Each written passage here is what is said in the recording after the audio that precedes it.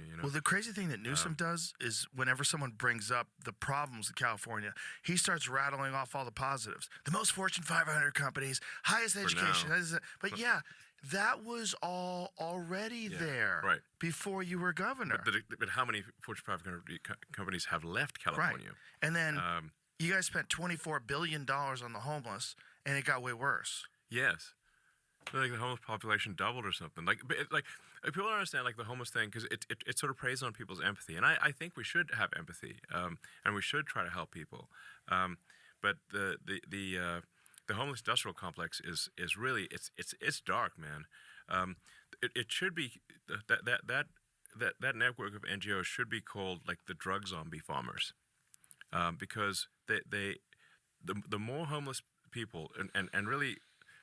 Like when you meet like somebody who's like totally dead inside, shuffling along down the street with a needle dangling out of their leg, homeless is the wrong word. Like homeless implies that somebody got a little behind in their mortgage payments, and if they just got a job offer, they'd be back on their feet. But someone who's, I mean, you see these videos of people that are just shuffling. They're on fentanyl. They're like. Taking a dump in the middle of the street, with, and they got like open sores and stuff. They're not like one job offer away from getting back on their feet. Right. This is not a homeless issue. Homeless is it's a propaganda word. Right. So, and then the these sort of charities, in quotes, they get money proportionate to the number of homeless people or number of drug zombies. Right. So their incentive structure is to maximize the number of drug zombies, not minimize it. Right. That's why they don't arrest the drug dealers. Because if they arrest the drug dealers, the drug zombies leave. So they know who the drug dealers are. They don't arrest them on purpose, because otherwise the drug zombies would leave. And they would stop getting money from the state of California and from all the charities. Wait a minute. So you say it's dark, man. Is that real? So they're in coordination with law enforcement on this? Yeah. So how do they have those meetings? They're all in cahoots. Well, when you find this, it's like such. This is a diabolical scam.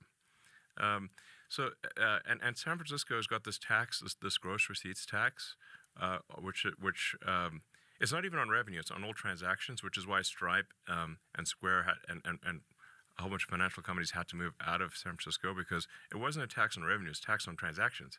So if you do like, trillions of dollars transactions, it's not revenue. You're taxed on any money going through the system in San Francisco.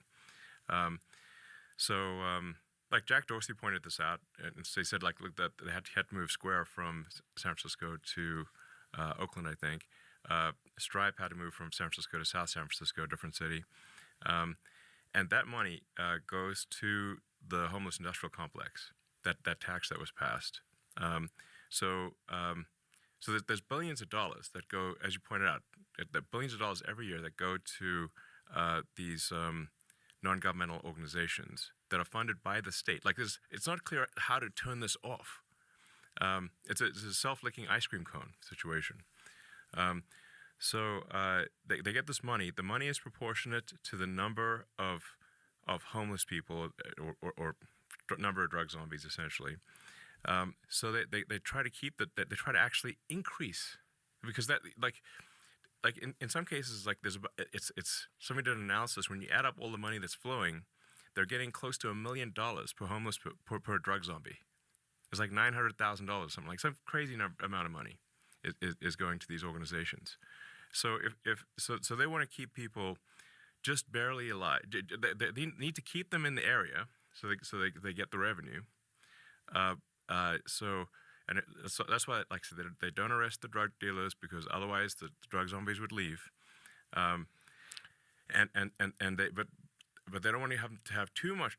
If they get too much drugs, then they die. So they're kept in this sort of perpetual zone of being addicted, but just barely alive. So how is this coordinated with like DAs that don't prosecute people? Yeah. So when they hire or they push, so they fund the campaigns of the most progressive, most out there left-wing DAs. They get them into office. We've got that issue in Austin too, by the way. Yes, we do. Do you see that guy that got shot in the library?